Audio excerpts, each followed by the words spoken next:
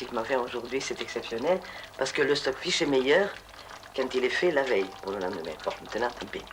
Donc, je l'ai tout dépoté et je l'ai fait revenir avec des oignons, du thym, du romarin, de l'ail. Ensuite, j'ai mis du vin blanc et de la sauce tomate. Pas de sauce tomate, des tomates fraîches. J'ai mis. Et puis voilà. Maintenant, je mets les pommes de terre. Dans une heure, je mettrai les poivrons qui sont là. C'était un plat de poivrons, le stockfish. Et on le faisait bouillir, et parfait pareil, je l'ai lu et entendu par ma grand-mère, en fait. Il le faisait bouillir et puis il le mangeait avec de l'huile. Ou alors il mettait un peu de tomate dessus. Tandis que maintenant, c'est devenu un plat de riche, parce que ça coûte très cher le stockfish. Ça coûte, je sais pas, 240 francs le kilo, sec.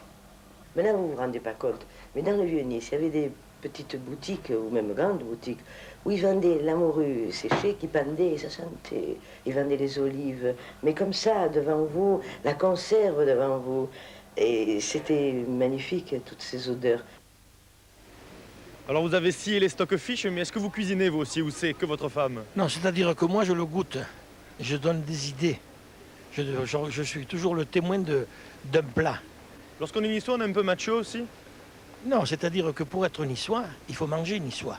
Maintenant, si on dort niçois et qu'on est invité par des niçois, c'est encore mieux. La bouffe, c'est quelque chose de très important dans cette ville? C'est la base de la vie à Nice. D'abord à Nice, scendiamo releke.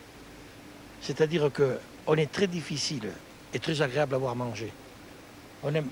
Comment vous accueillez les étrangers? Vous connaissez beaucoup de grands qui viennent ici, fréquentent cette ville, qui descendent de Paris. Comment vous les accueillez? Comme des amis, comme des frangins. Et on leur fait souvent goûter la spécialité niçoise. Que ce soit les raviolis, que ce soit les mers d'Adécan, l'Ibresse ou l'Adécan. Comme me disait M. Francis Gag, on fait la stoccaficada, nous faisons les daubes, les gnocchis, le pissou évidemment, les fleurs de courgettes. Vous parlez souvent niçois entre vous? Toujours. Qu'est-ce que ça vous apporte? Pourquoi vous faites ça? Et ça nous retrempe dans nos sources, c'est évident, puis ça nous plaît. Et puis ça nous complète dans la conversation. Il y a des mots en niçois qu'on ne peut pas dire en français. On peut devenir niçois? Oui, même avec guerre de volonté. Par la bouche, on vous prend. Qu'est-ce qu'il faut savoir faire? Comment on fait? Comment on s'intègre? C'est-à-dire, c'est toujours pareil, il faut que les gens soient agréables quand même. Hein. Faut pas que c'est goût des mourets des taux, là, comme dit l'autre. Exemple, dernièrement, j'ai fait une petite réunion chez moi, il y avait M. Alphonse Boudard, pour ne pas le nommer. Il a adoré cette cuisine.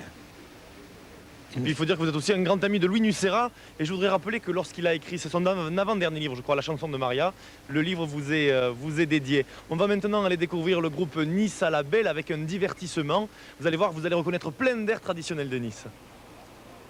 Vous-même, vous avez été danseur, non? Oui, j'ai fait quelques marathons. Marathon de la danse? De danse, oui, à Lyon. À Marseille, 51. Non, non, à Marseille, je dansais quand j'étais à l'armée, au Grand Palais d'Hiver, à l'hôtel Méditerranée, où il y a les frères Guérini à l'époque. Je voudrais qu'on redise un mot de Francis Gag dont tu as parlé, Mickaël. C'est un personnage capital dans l'histoire de Nice. Ah, formidable. C'était un monsieur d'une qualité exceptionnelle. C'était un monsieur qui parlait une vingtaine de patois. Du monégasque, le mentonais, le tandasque, le brigasque, le niçois. Il avait une façon de... C'était un tribun. Type formidable.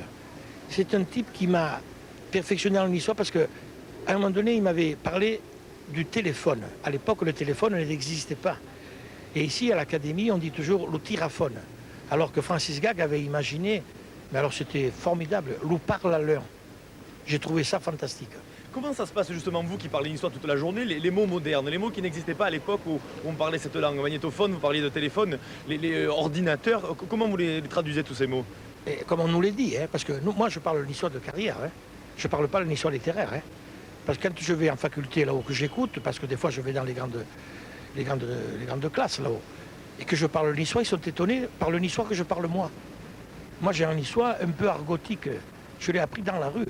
Parce qu'à l'école, si on parlait niçois à l'époque, on vous tapait sur les doigts, parce que vous pourriez apprendre une profession libérale et il ne fallait pas avoir d'accent. Donc on ne pouvait pas ne parler niçois. On était punis si on parlait niçois. Moi maintenant c'est moi qui vous tape sur les doigts parce qu'on parle trop et on fait un peu trop long. Arezlou, Radoung, des Djouga, Aimé, Lou, Minitel, on retrouve Sophie Deva, 3615 TV3, puis Midi 3.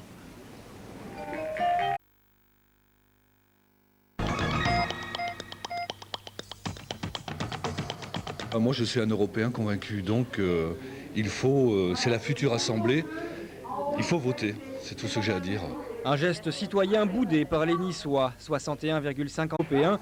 En France et surtout dans les Alpes-Maritimes, les électeurs ne sont pas allés aux urnes, malgré l'importance de l'enjeu. Je pense que c'est important, oui. Il faut. Pourquoi? Pour l'avenir de l'Europe. C'est quand même notre organisation future qui est en jeu.